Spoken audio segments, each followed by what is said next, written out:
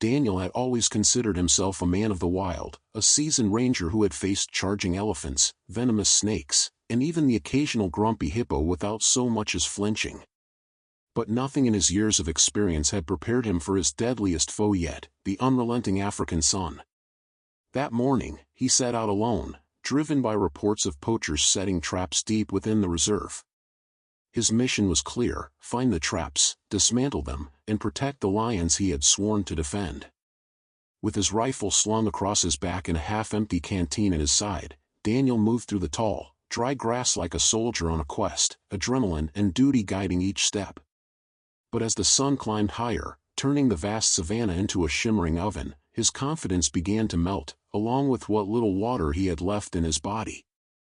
Each breath burned his lungs, each step felt heavier, and beads of sweat streamed down his face like a faucet stuck on full blast. His radio, his one lifeline to the outside world, crackled briefly, then fell silent. No signal. No backup. Just him and the silence of the wild. Still, he pressed on, stubborn and determined, like the hero in one of those survival documentaries, except with less camera crew and far more sweat. Then, just ahead, he spotted it, a rusted wire snare dangling from a tree branch. Proof that poachers had been here, recently. He crouched to examine it, heart pounding, vision blurring, and it hit him all at once, like a crashing wave of heat and exhaustion. A sharp dizziness gripped him, his knees buckled, and before he could utter a word or call for help, his body gave out. Collapsing under the sparse shade of an acacia tree, Daniel's world faded to black. And just like that, the fearless ranger of the wild was down for the count, unarmed, unconscious, and entirely at the mercy of the very wilderness he had sworn to protect. Time seemed to stretch and warp as Daniel lay beneath the sparse shade of the acacia tree, the harsh heat of the savanna pressing in on him from all sides. His body felt like a stone, too heavy to move, as exhaustion crept into every muscle. The last thing he remembered was the dizzying rush of heat, the blurring of his vision, and the overwhelming thirst.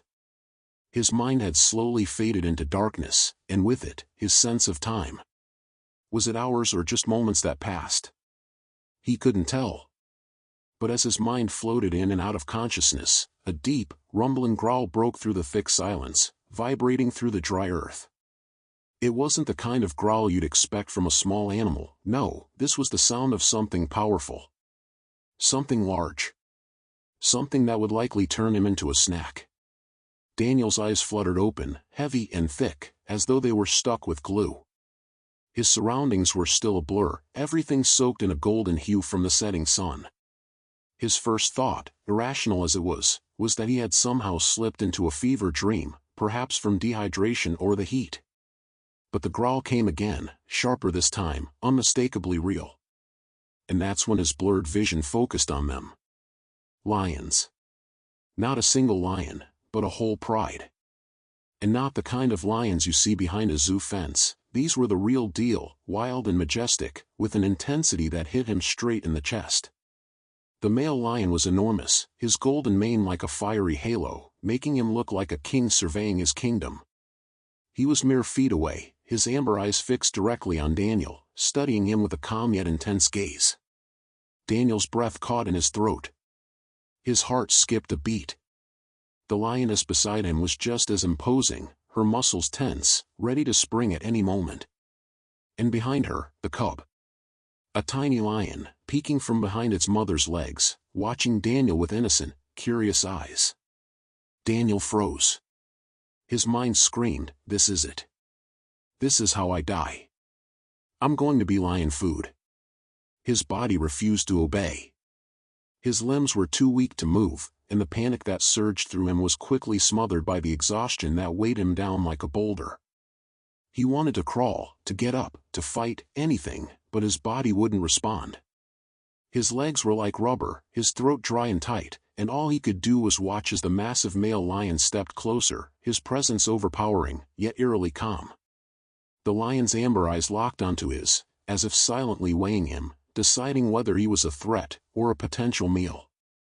Daniel's breath was shallow, his chest tight with fear, every instinct telling him to prepare for the worst. But then, something completely unexpected happened. The lion didn't attack. He didn't even growl. Instead, he let out a soft, almost indifferent huff, as if he had decided Daniel was no threat and wasn't worth the effort of a meal. The lioness mirrored the male's behavior, and, as if they were in perfect sync, she sat down beside him, her body relaxed, her eyes still alert but not threatening. The cub, too, seemed to sense no danger.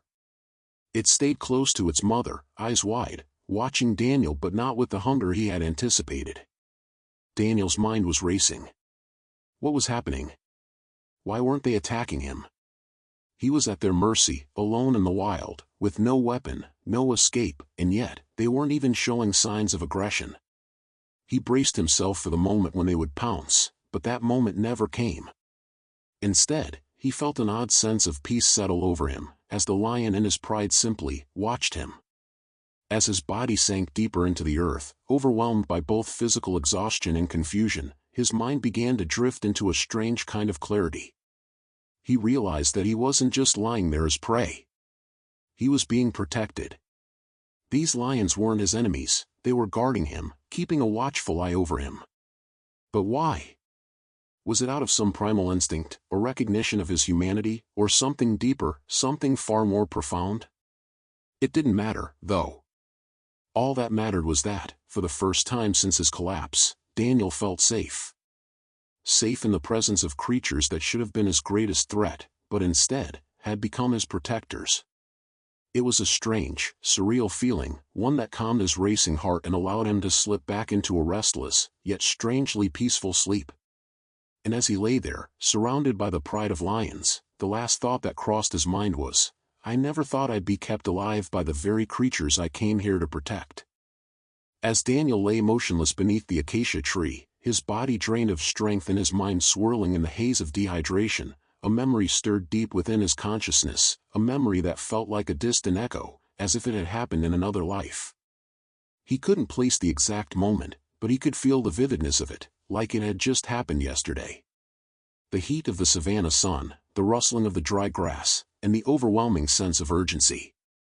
It was years ago, back when he had first been stationed at this reserve, a young and eager ranger, brimming with ideals but still learning the harsh realities of the wild. One afternoon, while on patrol, he had heard a faint, desperate cry, a sound so pitiful and heartbreaking that it immediately grabbed his attention. Following the sound, he had found the source, a lion cub, no older than a few months, trapped in a cruel wire snare left by poachers. The poor creature was struggling to free itself, its tiny body racked with fear and pain. The cries it emitted were almost unbearable, echoing through the still air, and Daniel's heart had shattered at the sight. But the real danger was just a few paces away. The cub's mother, the lioness, was standing close by, pacing with a deep, guttural growl rumbling in her chest. Her eyes were locked onto Daniel, full of rage, her stance tense and protective. Every instinct told him to be careful, to back away, but Daniel couldn't. He couldn't just walk away and let the cub suffer. He couldn't let the poachers win, not like this. With slow, deliberate movements, Daniel had lowered his rifle and carefully approached the cub. His hands were shaking, not just from fear of the lioness, but from the sheer responsibility of what he was about to do. The lioness growled, a low and threatening sound, but she didn't charge. She stood there, watching, her eyes filled with a mixture of pain and defiance. Daniel's own heart was pounding in his chest, his throat tight with tension. He knew he was risking his life, but the thought of leaving the cub to die alone in the trap was unbearable. Daniel reached for his knife, his hands trembling as he carefully sawed through the wire. Each slice of the blade felt like a year in his life. The lioness was still watching, her eyes never leaving him, but she didn't make a move. It felt as if the world had slowed down, the only sounds the distant hum of insects and the rapid beat of his own heart. Finally, with a last tug, the wire snapped, and the cub stumbled backward, weak and disoriented, but free. It scurried toward its mother, who nuzzled it with gentle care, as if assuring it that everything would be okay. The lioness didn't attack, she didn't even growl. She simply looked at Daniel, and in that look, there was something that struck him to his core. It wasn't hostility. It wasn't fear. It was understanding. The lioness seemed to recognize that Daniel had acted out of compassion, not threat. That moment, that connection, had stayed with Daniel all these years, buried deep in his heart. And now, as he lay beneath the same sun and the same sky, his body weak and his throat dry, that memory surged back with overwhelming clarity. The lion he had saved all those years ago, the cub that had been so small, so fragile, was now standing over him, massive and strong, its golden mane shimmering in the fading light. The same lion that had once been helpless, now stood as his protector, watching over him with the same care and understanding that Daniel had shown so long ago. It was like the wild had come full circle. In a world where survival was a constant struggle, where every day was a battle between predator and prey, the roles had reversed. The lion he had once saved had grown into a guardian, and Daniel, once the protector of the land, was now the one in need of protection. As Daniel lay there, gazing up at the lion's amber eyes, he felt a strange warmth spread through him. He realized that in the wild, everything was connected. There was no clear line between predator and prey, no fixed roles. The bonds formed here were not just about survival, they were about something deeper. Trust. Understanding. A shared experience that transcended the fear and the violence that defined the animal kingdom. The lion's presence, its calm, steady gaze, seemed to reassure him. He was not alone. He was not helpless. These lions, these creatures that he had spent his life protecting, were now protecting him. And in that realization, Daniel's fear began to dissipate, replaced by a profound sense of gratitude and awe.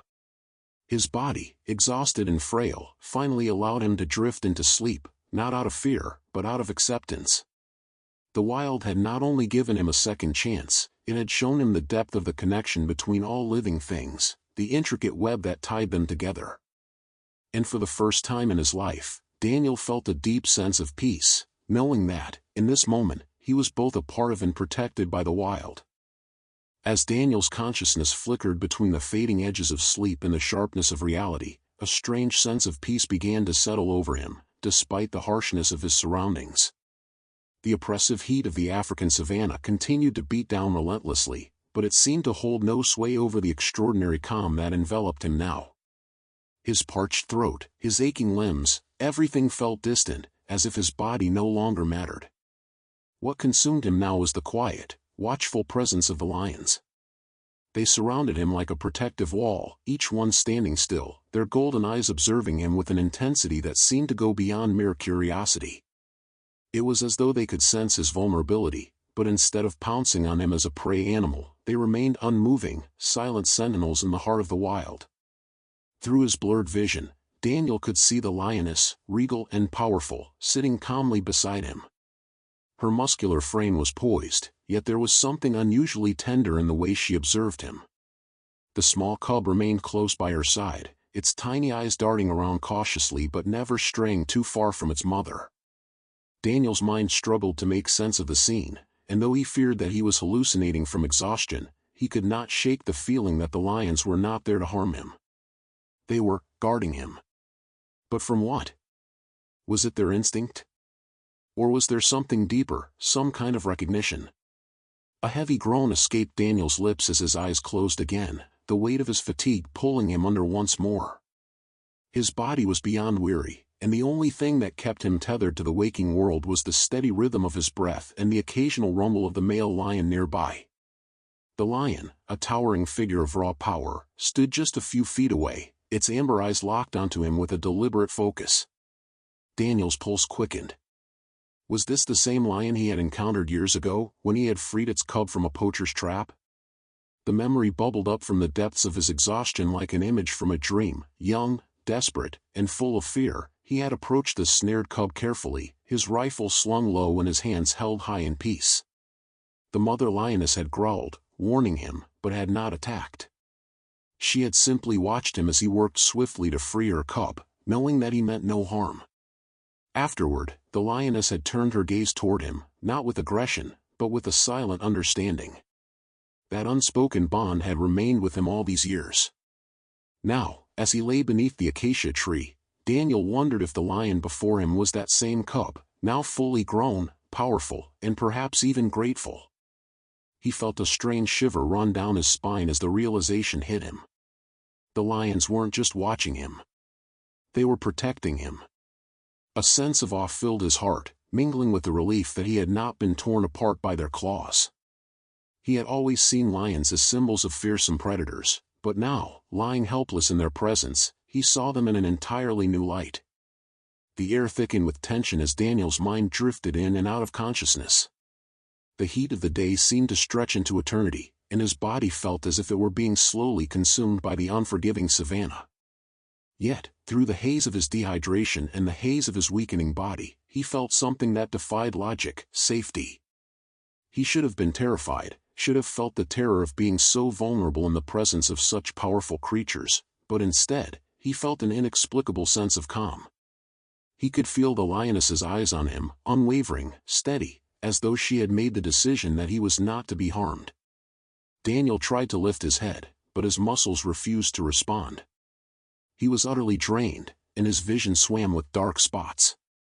The thought of poachers, of the traps he had been searching for, seemed distant now.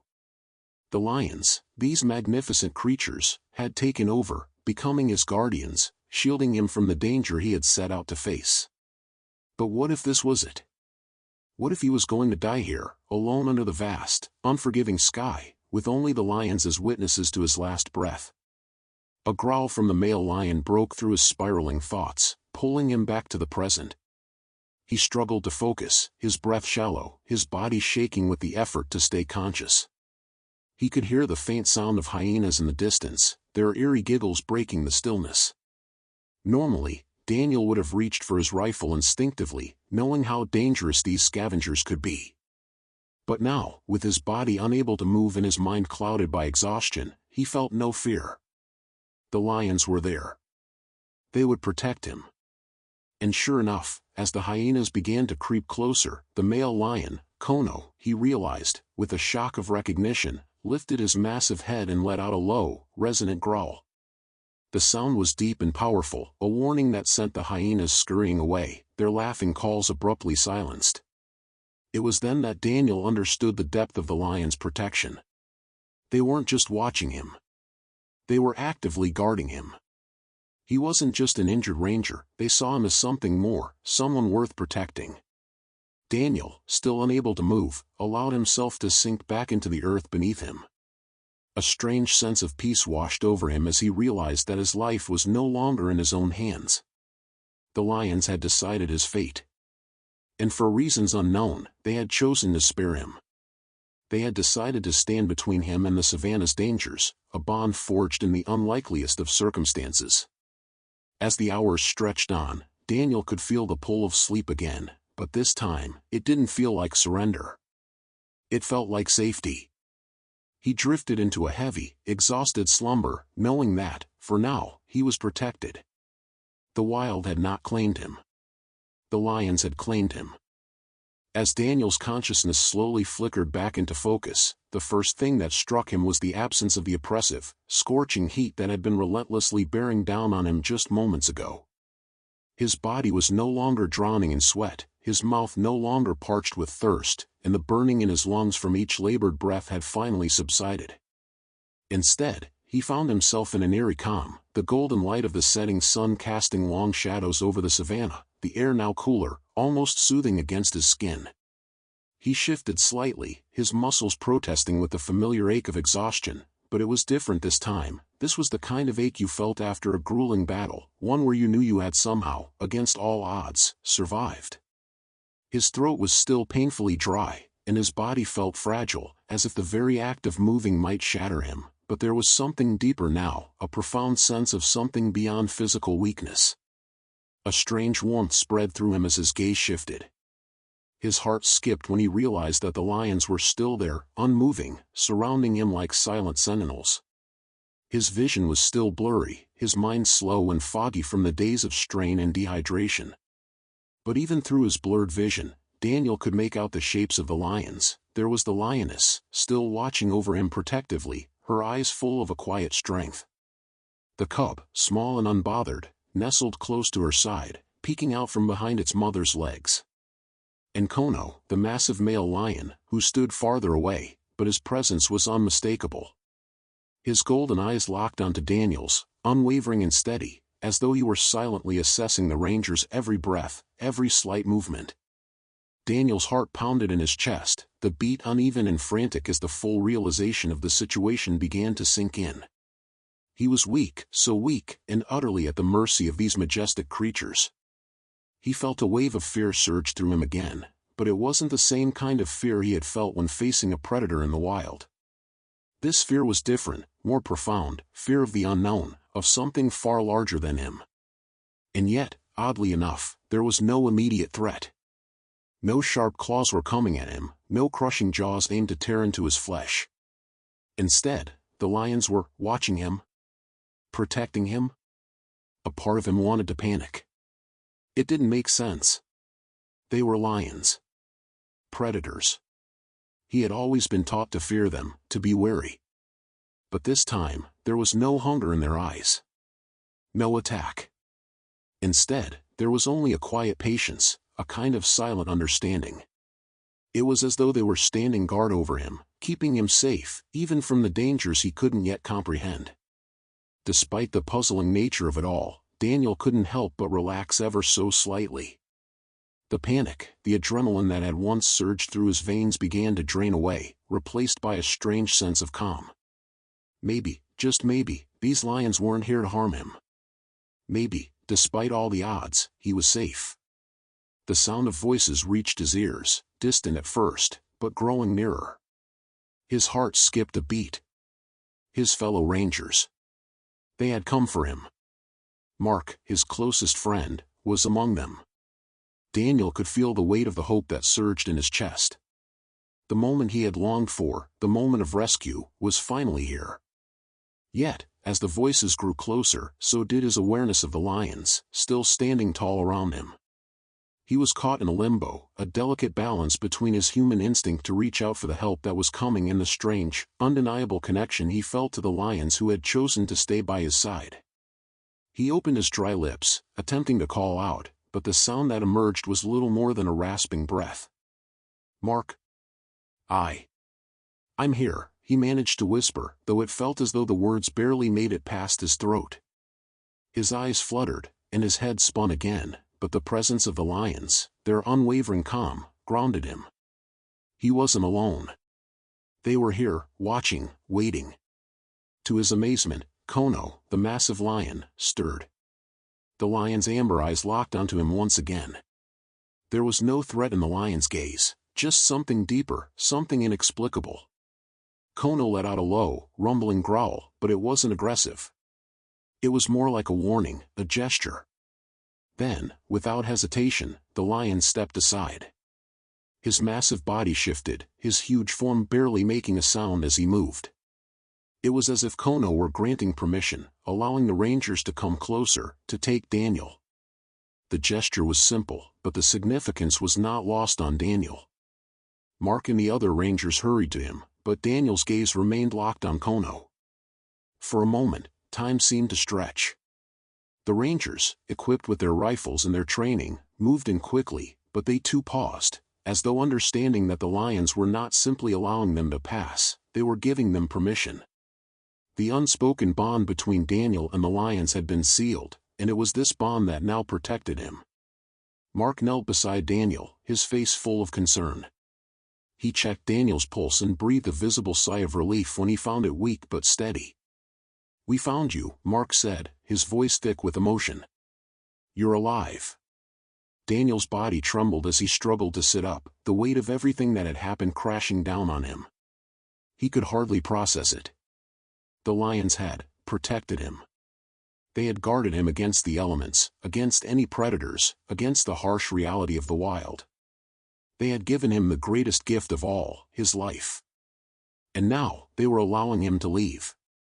The sense of gratitude that flooded his chest was overwhelming, and his throat tightened with emotion. As the rangers carefully lifted him onto a stretcher, Daniel's eyes locked with Kono's once more. The lion stood tall, his golden mane glowing in the fading light, his gaze calm but unyielding. There was no anger in those eyes, no need for vengeance. Instead, there was a silent acknowledgement, an understanding that Daniel's time in the wild was not over, but it was no longer to be defined by fear.